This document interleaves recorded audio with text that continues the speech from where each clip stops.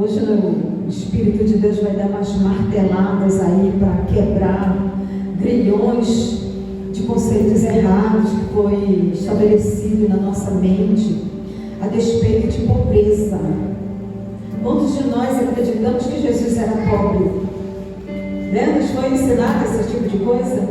O tema de hoje, amados, Jesus, o Rei dos Reis.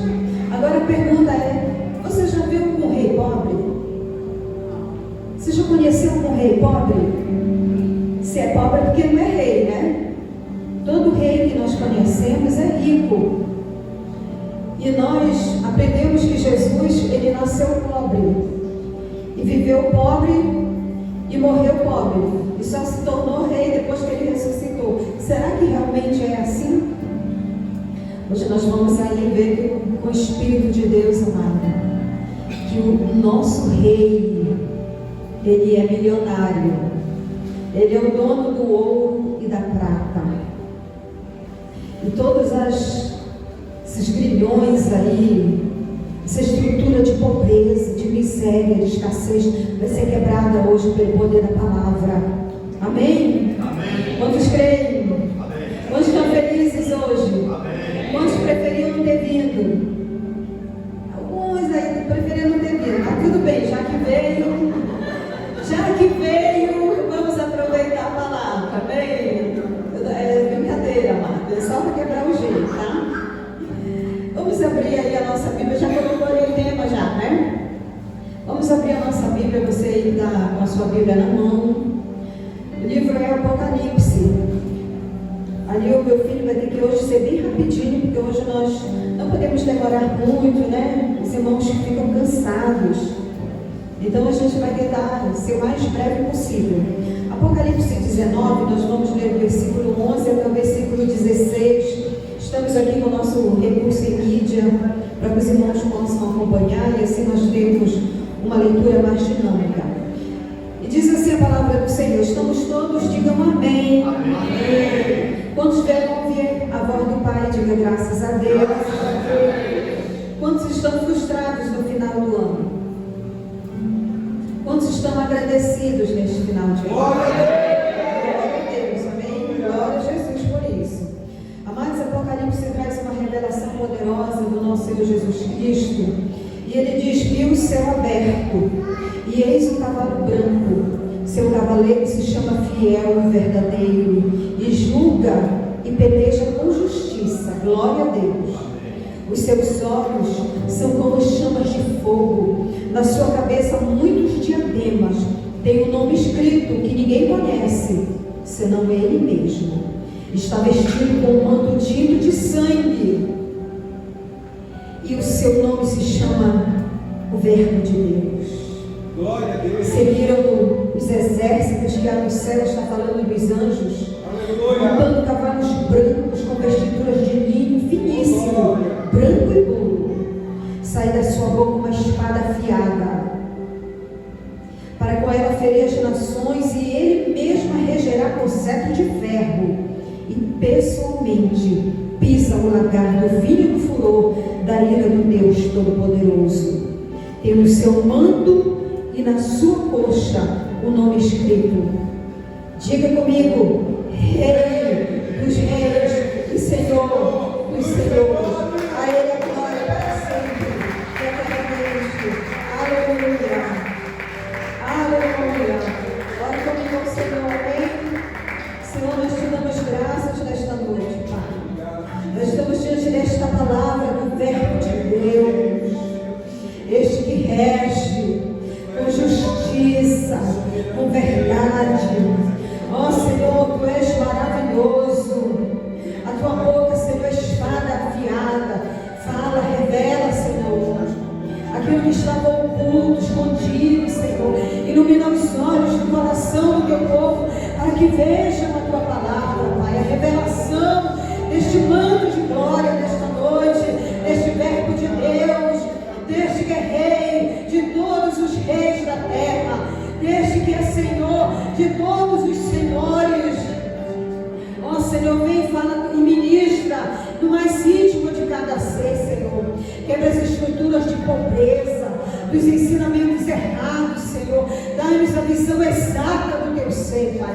Revela a grandeza da tua palavra, a grandeza do Cristo. Tu és o Verbo, tu és a palavra, Senhor. Se revela nesta noite para nós, Jesus.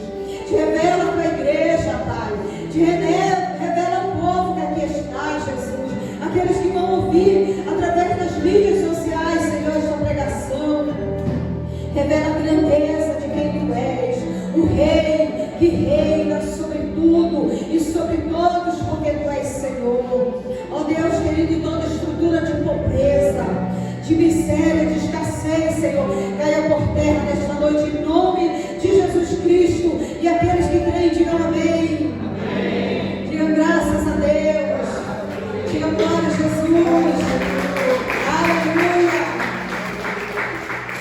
Aleluia. O verbo de Deus vai quebrar, queridos, nesta noite os grilhões que aprisionam a tua identidade. Hoje nós vamos conhecer o Jesus que quebrava essas estruturas aí da miséria, da pobreza, da religiosidade. Porque hoje o Senhor vem estabelecer o desígnio dele para a nossa vida. O Senhor falou-nos durante todo o ano qual é o desígnio do Senhor governo para nós, amados. O Senhor quer que a sua igreja seja expressiva, que ela tenha governo, que ela tenha autoridade. E isso passa por uma coisa que se chama dinheiro. Isso também passa por posição social. O nosso Deus é aquele que veio nos tirar das cadeias da miséria espiritual, das cadeias da miséria financeira. E toda vida apocada será quebrada nesta noite. Glória a Deus. Porque o cântaro desta glória vai ministrar sobre nós nesta noite. Aqueles que creem, digam: eu recebo. Aleluia, Jesus. Abra comigo a palavra de Lucas, no capítulo 4, versículo 17 e 18, diz que Jesus estava no templo. E foi-lhe dado um livro. E então diz que ele abre. E ele começa a ler o profeta Isaías. Abrindo o livro, achou um lugar onde estava escrito, verso 18: o Espírito do Senhor está sobre mim, pelo que me ungiu. Para que esta unção? Ele disse: é para evangelizar os pobres. Enviou-me proclamar libertação aos cativos. Você que não tem liberdade financeira, que não pode vir, que não determina nem o que vai comer e nem o que vai vestir ou onde vai morar, porque é cativo financeiramente. Ele disse para dar restauração aos cegos. Talvez você não tenha visto a glória de Deus ainda, mas nesta noite a tua vista vai ser restaurada. Ele disse que era para pôr em liberdade os oprimidos e todas as pessoas que não têm com que se sustentar, querido, que vivem de favor, vivem uma vida oprimida. E o Senhor disse que ele recebeu uma unção para tirar esse cativeiro de pobreza do povo dele, evangelizar os pobres, os desprovidos de bens materiais e de dignidade. O Senhor lhe disse: quem está debaixo de maldição de pobreza, sua história vai mudar hoje. Eu vim trazer vida abundante a todos aqueles que estão debaixo da estrutura da pobreza. Somente aqueles que creem vão poder usufruir desta promessa. Porque desde pequeno nós crescemos ouvindo uma música: pobre menino nasceu em Belém. Todos nós estamos acostumados e cantamos essa música. Todos os natais nós temos prazer em cantar essa música. Tadinho de Jesus, pobrezinho, nasceu lá no meio dos bichinhos, peladinho. E se eu sou uma pessoa espiritual, eu tenho que ser igualzinho a Jesus.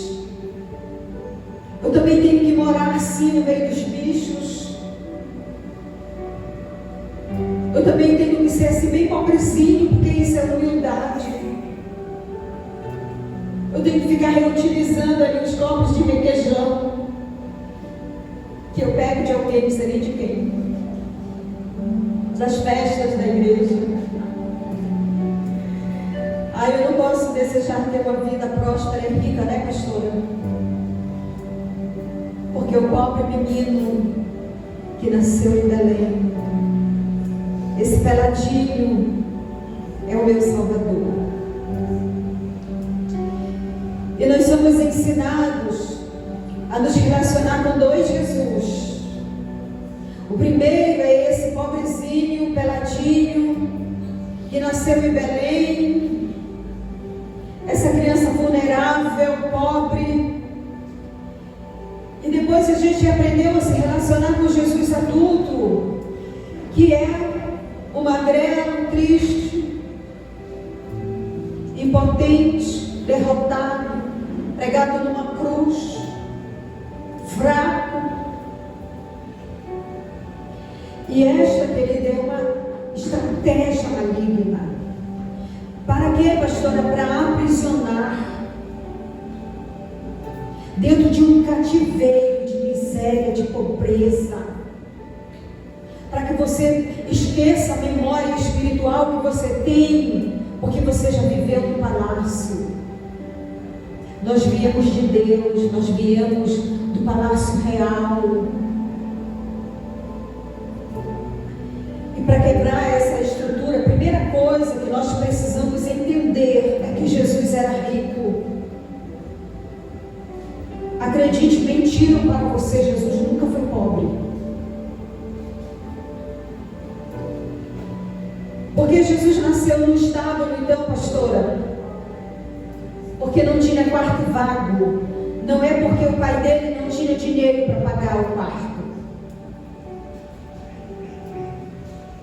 José saiu procurando hospedaria. Ele saiu procurando um lugar decente para abrigar sua família, mas ele não encontrou. Não é porque ele não tinha dinheiro. Quantos compreendem isso? Então, primeiro foi uma questão circunstancial. Não havia quarto, não havia lugar para ele se hospedar com a família. Segundo, era uma questão profética. Estava dizendo que Jesus não tinha lugar naquele sistema. Estamos com portas fechadas para o Salvador. E em terceiro, também profético, é que havia uma profecia do Cordeiro de Deus. Então, para que o povo não tivesse nenhuma dúvida, ele também nasceu ali, tipificando o Cordeiro de Deus que tira o pecado do mundo. Nos ensinaram que o José, pai de Jesus, era carpinteiro e construtor de móveis, cadeira, mesa. Mas você sabia que os estudiosos chegaram à conclusão de que seria correto nós afirmarmos que José, na verdade, era um engenheiro civil? Se você começar a pensar nas parábolas que Jesus ilustrou a respeito de construção, ele nunca usou a construção de cadeira, de mesa ou de porta nas suas ilustrações, mas ele falava de construção de casa. Ele dizia qual é a pessoa que vai construir um palácio e ela não vai calcular. Ele falava de fundamentos aonde aquela casa seria construída. Mas Jesus nunca falou que José ou fazia alusão a esse tipo de coisa, ainda que o The Chosen mostrou, né? Jesus que passava fome, Jesus que fazia brinquedo para as crianças de madeira. Mas você sabe que isso era fantasia, né? A imaginação do Criador da história. Jesus falava muito em construção de torre, de casa, porque esta era a realidade que ele conhecia. E outra ideia errada, e hoje nós vamos quebrar isso aqui, é que Jesus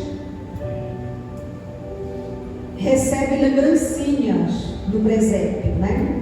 O presépio ilustra muito isso para nós. Em todas as imagens de Natal, o que nós vemos? Jesus na manjedoura, com o pai e a mãe, e chegam ali os três reis, caixinhas na mão. Não é assim? Está ali com aquelas caixinhas na mão entregando? Pois é, essa é outra mentira. Vamos para a Bíblia. Mateus capítulo 2, versículo 1, diz que tendo Jesus nascido em Belém da Judeia, em dias do rei Herodes, eis que vieram os magos da onde do Oriente a Jerusalém, então eles não estavam perto, e perguntavam no versículo 2, onde está o recém-nascido, rei dos judeus? Porque vimos a sua estrela no Oriente e viemos para adorá-lo. Então estes homens, que eram observadores das estrelas, que eram homens pesquisadores, eles tiveram o entendimento de que ia nascer um rei. E aonde que o rei nasce? No palácio. Entendem por que eles foram no palácio? Foram até Herodes? Eles não foram numa manjedoura? Porque onde que nasce o rei? É no palácio. Então, eles vão até Herodes procurar Jesus. E ali ele descobre que Jesus não está lá. E quando chega no versículo 11, diz que entrando na casa. Em nenhuma parte da Bíblia você vai encontrar dizendo que eles entraram lá no estábulo. Você vai sempre ler essa referência dizendo que eles entraram na casa. Viram o menino com Maria, sua mãe, prostrando-se o adoraram. E abrindo as suas caixinhas de lembrança? Não. O que foi que eles abriram? Tesouros. Não é aquela ilustração que te mostraram durante toda a vida, aquela caixinha pequenininha, com aquela lembrancinha. Diz que abriram os seus tesouros, entregaram-lhe suas ofertas, e esses tesouros eram ouro, incenso e mirra, coisa muito cara da época. E nós vamos ler duas passagens bíblicas que mostram para nós reis presenteando o rei, só para você ter uma noção de como que um rei era expressivo quando ele ia oferecer presente a um outro rei. Vamos lá em 1 de Reis, capítulo 9, versículo 14, diz que Irão, que era um rei, tinha enviado ao rei 120 talentos de ouro. No versículo 28 ele diz, chegaram ao Ofir e tomaram de lá 420 talentos de ouro que trouxeram ao rei Salomão. Então o rei Irão presenteia o rei Salomão com 420 talentos de ouro. Acredite, isso é muito ouro. Segundo momento, está em 1 de Reis, capítulo 10, verso 10. Aqui é muita coisa que esta rainha trouxe, mas nós pegamos apenas esse versículo aqui porque nós não temos muito tempo. E diz que deu ela ao rei 120 talentos de ouro e muitíssimas especiarias e pedras preciosas. Nunca mais veio especiaria em tanta abundância como a que a rainha de Sabá ofereceu ao rei Salomão.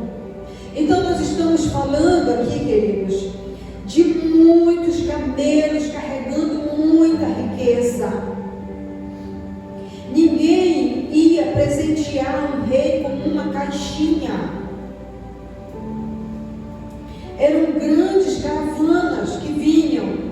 Então imagina que aqueles homens que tiveram uma revelação, o entendimento de que um rei ia nascer e eles iriam chegar ali com caixinhas na mão. Eram grandes quantidades de riqueza. Mateus capítulo 2, versículo 11, diz que entrando na casa, viram o menino com Maria sua mãe, prostrando-se o adoraram, abrindo seus tesouros, entregaram-lhe suas ofertas, ouro, incenso e mirra. Então era muito ouro. Para que este ouro? Era para financiar o ministério de Jesus, para que ele fizesse tudo o que ele precisava fazer durante o tempo que ele tinha aqui.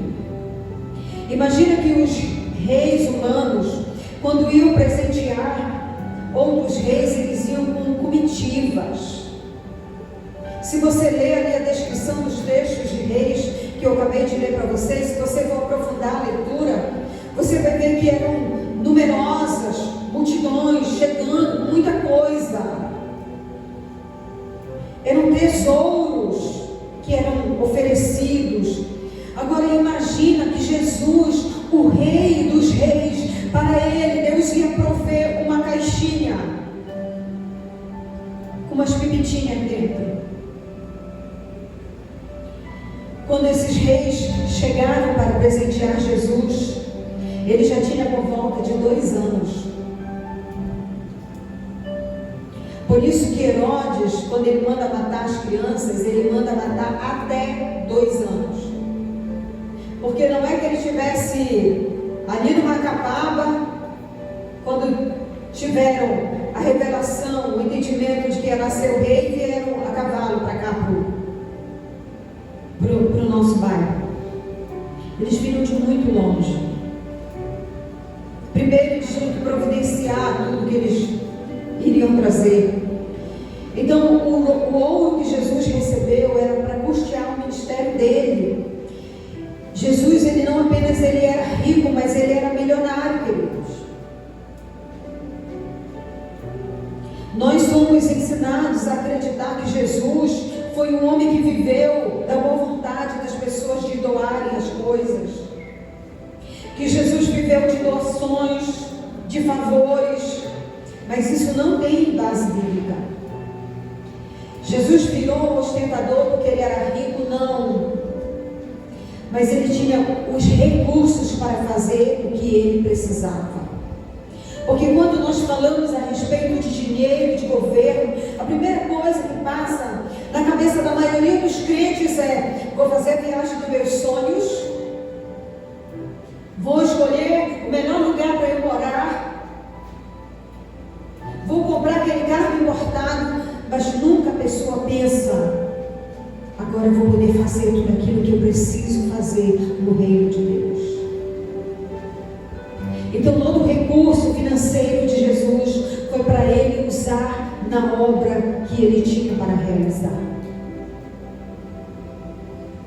Jesus e seus pais viajavam todos os anos para Jerusalém. Jesus teve que estudar. Jesus precisou ter bons instrutores, estudar a fundo as Escrituras. Acredite, Jesus teve uma vida normal. Então, Jesus se relacionava com a elite. O pai dele, como engenheiro, fazia parte de uma elite. Você está conseguindo ouvir as marteladas na sua cabeça, quebrando essas estruturas de pobreza? Você consegue perceber como isso mexe com você? Você consegue perceber como dentro de você começa a vir um monte de questionamento? De quem passou uma vida inteira cantando pobre menino, nasceu em Belém?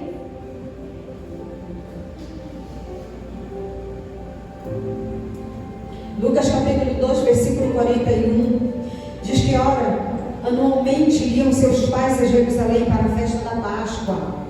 E essa viagem era uma viagem muito cara que os pobres, os paupérrimos, não tinham condições de financiar. Era caro ir para Jerusalém. E Jesus recebeu o tesouro para que ele pudesse fazer aquilo que ele precisava fazer. No versículo 42, diz que quando ele atingiu os 12 anos, subiram a Jerusalém segundo o costume da festa. Então 12 anos para um judeu é uma idade muito importante, porque ele seria ingressado ali no ministério sacerdotal. E Jesus vai a Jerusalém para ser iniciado. E na volta, os pais só percebem a ausência dele 3 dias depois. Versículo 45: e não tendo encontrado, voltaram a Jerusalém à sua procura. Verso 46: 3 dias depois o acharam no templo, assentado no meio dos doutores, ouvindo-os e interrogando-os. Então, onde era para Jesus estar iniciando, Jesus, o menino de 12 anos, já era mestre. E foi ali que os pais o encontraram. Verso 52 diz que crescia Jesus em sabedoria, em estatura e graça diante de Deus e página diante dos homens. Pobre não é reconhecido. Ninguém quer nem andar com pobre. Pensa no menino que cresce dentro de um lar, vendo seu pai sofrendo porque não consegue botar comida na mesa. Pensa no menino que cresce vendo seu pai cabisbaixo, frustrado, cansado de tanto trabalhar e não conseguir dar uma vida digna para a sua família. Como esse menino ia ter possibilidade de crescer com todo o potencial que ele deveria ser, vivendo uma realidade como esta? Você acredita que o menino que cresceu dentro de uma estrutura de pobreza, de faltas, de necessidades, de limitações, você acha que esse menino teria condições de ter segurança para chegar, se mostrar e falar e fazer tudo que Jesus fez, tudo que ele foi, crescendo dentro de uma estrutura de miséria, de escassez, de falta? Você acha que Deus não providenciaria toda a estrutura para que Jesus pudesse crescer, como disse a palavra, em estatura, ou seja, no físico? Acredite, queridos, para Jesus suportar o que ele suportou naquela cruz, é porque ele era um homem forte. Não era aquela figura que você também já viu. Jesus era um homem robusto, era um homem forte. Jesus cresceu espiritualmente. Aos 12 anos de idade, ele já era um menino seguro e ousado, tanto que os pais só deram falta por ele 3 dias depois. Por quê? Porque eles já estavam acostumados com isto, com a segurança desse menino, menino ousado, seguro. Eles ficavam preocupados onde que ele está. Eles sabiam da segurança desse menino, por isso que eles ficaram tranquilos. A Bíblia faz questão de dizer que crescia Jesus em estatura. As trevas lutam muito para impedir que a igreja alcance a estatura, para que ela não exerça governo. E sabe qual é a estatura que o apóstolo Paulo disse? De varão perfeito em Cristo Jesus. Esse é o Rei dos Reis. Colocaram na sua mente uma mentalidade muito distorcida a respeito de Jesus. Mateus no capítulo 4, versículo 13 diz que, deixando Nazaré, foi morar em Cafarnaum, situada à beira-mar, nos confins de Zebulon e Naftali. Acredite, Jesus tinha casa própria à beira-mar, lá em Cafarnaum. Cafarnaum era uma cidade estabelecida onde as pessoas de posse iam fazer negócio. Era tipo assim o São Paulo do Brasil. Era Cafarnaum. E Jesus, aos 30 anos de idade, ele compra uma casa própria. Jesus não era morando com a mamãe toda a vida. E ele vai para um lugar estratégico, se posicionar em um lugar de governo, onde transitava, morava pessoas de relevância, pessoas de poder, pessoas onde tem a liberdade de governo, e ele teria acesso a essas pessoas de governo. Então Jesus se posiciona estrategicamente. Ele não vai para a periferia, ele vai para um lugar onde as pessoas de governo transitam, moram. E Jesus não estabelece uma casa no gueto. Jesus tinha condições financeiras para fazer o que ele fez. Em Marcos capítulo 2, versículo 1, diz que dias depois entrou Jesus de novo em Cafarnaum. E logo ocorreu que ele estava em casa. Tem uma tradução que não está aqui no nosso aplicativo que nós usamos, que diz que logo ocorreu que ele estava em sua casa. Se alguém tiver essa tradução aí, que possa apresentar para os irmãos. Jesus morava em uma mansão. Esse lugar aqui específico, onde eles estão narrando, é o lugar que eles baixaram aquele paralítico. Lucas, no capítulo 5, versículo 17, ele conta essa história. E ele diz que ora aconteceu que num daqueles dias estava ele ensinando e achava-se ali assentados. Olha quem estava sentado com Jesus na casa dele: fariseus e mestres da lei. Então, fora a quantidade de pessoas que não tinham condições de entrar, que ficavam do lado de fora, dentro da casa estava quem? Os doutores da lei, os mestres de todas as aldeias. Era uma casinha? Não. Vocês acham que aquela galera toda soberba ia respeitar Jesus se ele fosse uma pessoa que vivesse de favores? Eu trabalho num grupo de professores e outro dia eu ouvi uma colega comprando umas lembrancinhas que ela disse que ela tinha entrado na confraternização da Ralé. Ela usou essa expressão. E outra colega disse assim: quem são? Aí ela disse: é o pessoal lá da cozinha e da limpeza. Vejam que não é uma pessoa rica, é só um concursado. Então imagina se as pessoas ricas daquela época iam respeitar Jesus se Jesus fosse um pobre. Provérbios diz que o pobre, ele pode ter até um conselho para livrar uma cidade da guerra, mas ele não é ouvido. Jesus não seria ouvido nem respeitado se ele fosse um pobre. Mateus no capítulo 9, versículo 10 diz que sucedeu que, estando ele em casa de novo, à mesa, muitos publicanos e pecadores vieram tomar lugares com Jesus e seus discípulos. Então, quantas pessoas estavam na casa comendo com o pobrezinho Jesus? Publicanos, todos os seus discípulos e muitos pecadores.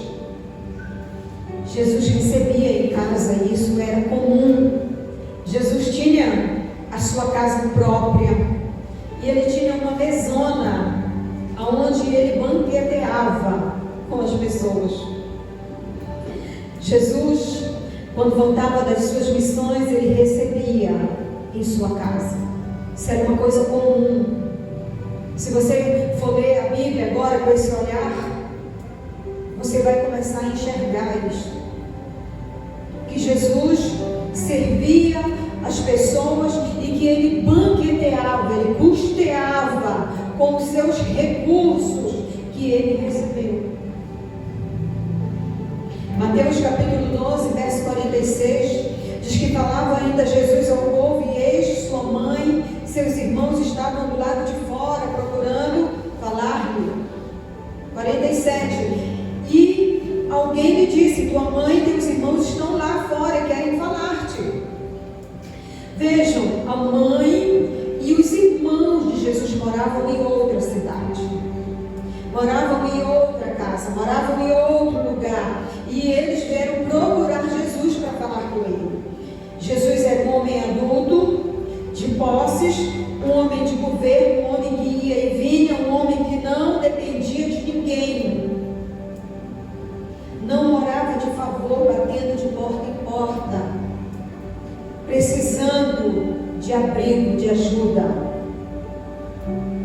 Jesus estava em sua casa quando foram dizer para ele: a tua mãe está aí fora. Mateus capítulo 13, versículo 1 diz que naquele mesmo dia, saindo Jesus de casa, Isso daqui é muito chique, né? Assentou-se à beira-mar. Você sabe que em qualquer lugar do mundo tem uma casa à beira-mar de rico. Nenhum pobre tem uma casa à beira-mar. Jesus morava na praia. Olha o meu desejo de morar na praia, né? Como é que você nunca leu isso na Bíblia? Porque a sua mente foi formatada para você acreditar em uma mentira estabelecida desde que você nasceu, de que Jesus é pobre. Jesus nasceu pobre, cresceu pobre. E aí o que acontece? A mente fica fechada. Quando lê a Bíblia, não consegue ler que Jesus recebeu as riquezas, os tesouros na casa. Porque a imagem que vem é que ele estava dentro do estábulo. Mas nenhuma parte da Bíblia você vai ler isso. Você vai sempre ler dizendo que eles entraram na casa. João capítulo 2, versículo 12 diz que depois disto desceu ele para Cafarnaum com sua mãe, seus irmãos e seus discípulos, e ficaram ali não muitos dias. Então a casa era de que tamanho para receber tanta gente? Era a mãe, eram os irmãos, eram os discípulos. Então o recurso do rei Jesus custeou todo o ministério dele, para que ele pudesse comprar a sua casa, para que ele não dependesse de ninguém. Então o ministério de Jesus tinha recurso financeiro. Vamos ver que o ministério de Jesus tinha recurso? Vamos ver, porque o The Chosen mostrou Jesus passando fome com os discípulos. Olha, eu achei máximo isso. Achei muito legal. Só que não é verdade. Não é verdadeiro. Lucas capítulo 9, versículo 13, conta que Jesus estava no lugar ermo há muitos dias pregando a palavra. O povo já estava 3 dias ali, e os discípulos acharam melhor que ele mandasse o povo ir para comer alguma coisa. E então o versículo 13 disse: ele porém lhes disse: dai-lhe vós mesmos de comer. Responderam eles: não temos mais de 5 pães e 2 peixes, salvo se nós mesmos formos comprar comida para todo este povo. Quantas pessoas tinham lá? Acho que era mais de 5 mil pessoas, fora crianças e as esposas, as mulheres. E os discípulos tinham recurso financeiro na bolsa apostólica para financiar comida para tanta gente. Jesus, ele não multiplicava a comida porque ele não tinha dinheiro para comprar, queridos. É porque ele estava num lugar deserto. E Jesus tinha ensinamento. Jesus tinha que mostrar o poder da fé. Jesus tinha que mostrar que a unção que estava sobre ele é para quebrar o jugo da pobreza.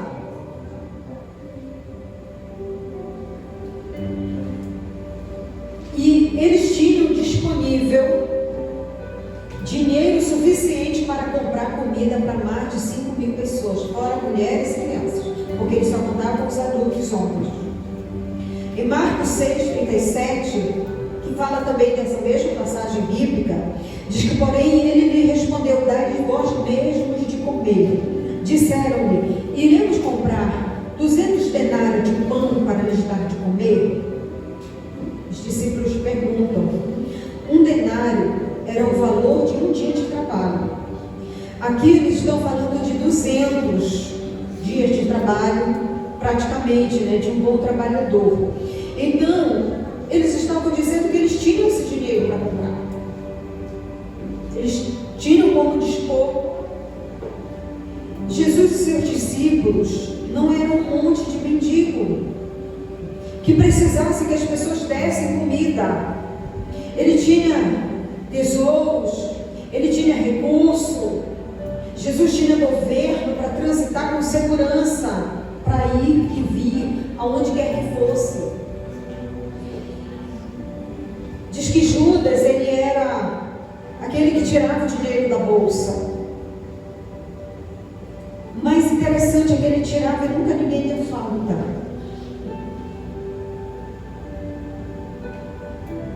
Agora pergunta, se você só tem 10 reais e você perde, você sente falta ou não? Pergunta, se Jesus tivesse um pouquinho de dinheiro e Judas ficasse lançando ali a mão e roubando todo o tempo, eles sentiriam falta ou não? Sim.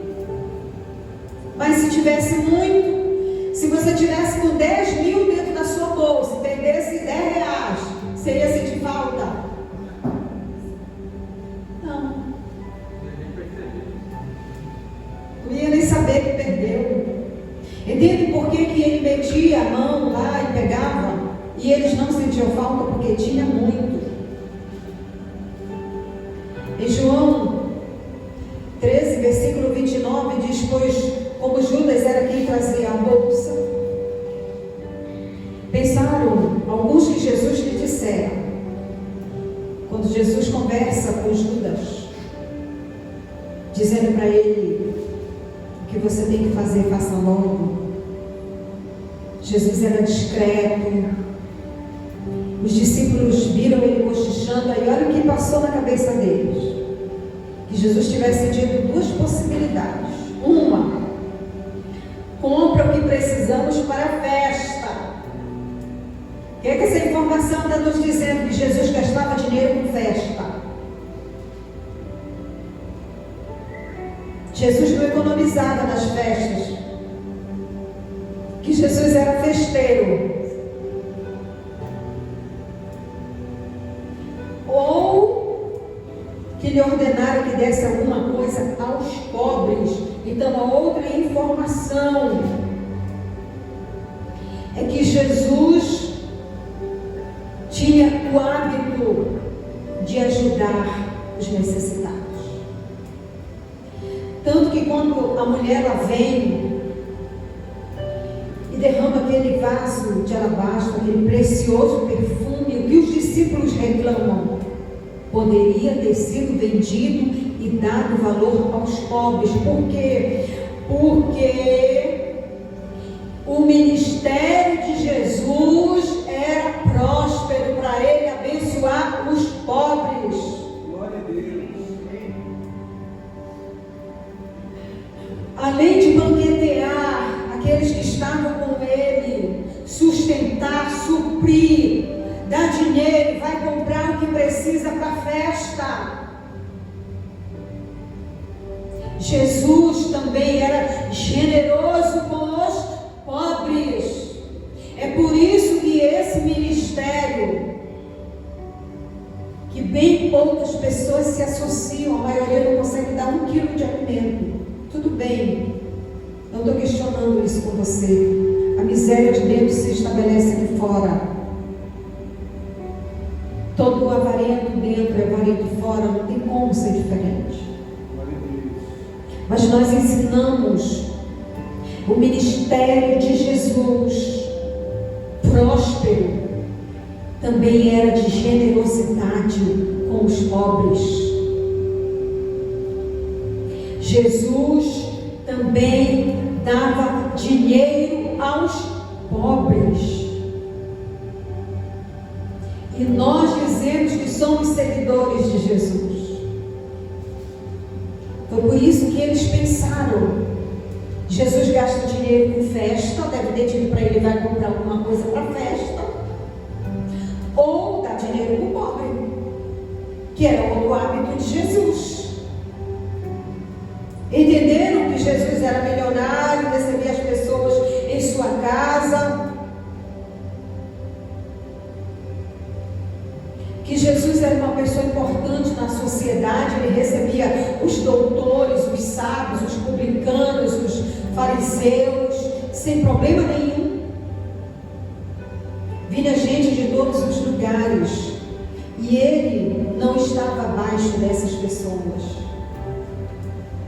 Lucas capítulo 4, versículo 18, Jesus, lendo o texto de Isaías, que falava a respeito dele, que o Espírito do Senhor está sobre ele. Havia uma unção do Senhor sobre o Cristo, para Ele evangelizar os pobres, para Ele tirar os pobres da pobreza, para Ele quebrar essa estrutura de miséria, a escassez que está dentro da consciência das pessoas apegadas a coisas. Jesus veio tirar, querido. Jesus está falando, olha, sobre mim se manifestou uma unção de tal forma que aonde eu passo, eu manifesto. Seja na multiplicação dos pães, seja na pesca maravilhosa, seja quando Ele disse para o discípulo: vai pegar o peixe, que você vai pegar o dinheiro que precisa para pagar o seu imposto e o meu. Jesus estava exalando abundância de diversas formas. Jesus não multiplicava porque Ele não tinha dinheiro. Ele multiplicava para dizer a essência de uma unção para quebrar o jugo da pobreza está sobre mim. Eu vim para os pobres, eu vim para os cativos, eu vim para os oprimidos, eu vim para quebrar essa estrutura, eu vim trazer vida e vida em abundância. Foi isso que Jesus veio trazer, queridos. Em Mateus capítulo 27, versículo 57, diz que caindo a tarde veio um homem rico de Arimateia chamado José, que era também, pasmem, discípulo de Jesus. Pastora, Jesus tinha discípulos ricos e muitos. E muitos. É só ler a Bíblia. Olha com quem Jesus andava. Jesus tinha o respeito das pessoas que eram maiorais naquela época. Por isso ele morava no lugar onde o poder estava estabelecido. Jesus andava com pessoas de governo, porque ele era também um homem de governo. A questão aqui, queridos, não é ser rico, não é ter dinheiro. A questão é estabelecer o governo, estabelecer a identidade. Aqui a questão, querido, não é ostentação. Aqui a questão é você usar o recurso que Deus te dá para aquilo que precisa ser feito. Quando nós estivemos ontem na igreja da minha amiga, Morada do Espírito, para assistir um espetáculo lindo de Natal, oferecido gratuitamente, com fotógrafo, fez fotos nossas, mandaram, já recebi as fotos, com brinde. Vimos um espetáculo lindo de uma igreja que investe, porque desde a entrada assim, já entramos, sabe, naquela gorra de gala, um tapete vermelho, aquela coisa que você só vê em Hollywood. Foi o que nós vimos ali. Um povo que saiu da mesquinharia, um povo que agora está mostrando para a sociedade que igreja também é cultura. Apresentaram uma peça contemporânea linda a respeito do Natal, um coral maravilhoso, que a gente ficou assim, as vozes. A questão, queridos, aqui é você saber que Jesus tinha governo, autoridade, para investir em tudo que ele precisava. Jesus não morou em Cafarnaum porque era a melhor cidade para ele morar, mas era para ele estar perto. Assim como ele estava com os pecadores, comia, foi criticado por isso, ele também estava com a elite, porque Jesus transitava em todos os lugares que ele precisava estar. A questão não é ostentação, a questão é em todos os lugares, de todas as formas, para alcançar todos que nós pudermos. Compreendem isso? Amém. Jesus ministrava aos pobres, aos doentes, aos leprosos, aqueles que a sociedade já tinha lançado fora, mas Jesus também estava com as pessoas de governo. Jesus também transitava. José de Arimateia era um homem rico, discípulo de Jesus. Se nós pegarmos todas as parábolas e ensinamentos de Jesus, você vai descobrir que 2/3 das parábolas de Jesus, ele enfatizou duas coisas: o financeiro e negócios. A igreja nunca vai assumir uma posição de governo nesta terra se ela não transitar com segurança nos lugares de governo. Jesus transitou na educação, Jesus transitou na política, na medicina com segurança, com governo, porque ele sabia que ele era em Deus. Jesus falava de igual para essas pessoas. Jesus não era um mendigo que José de Arimateia teve que dar esmola para ele, coitadinho do pobrezinho Jesus.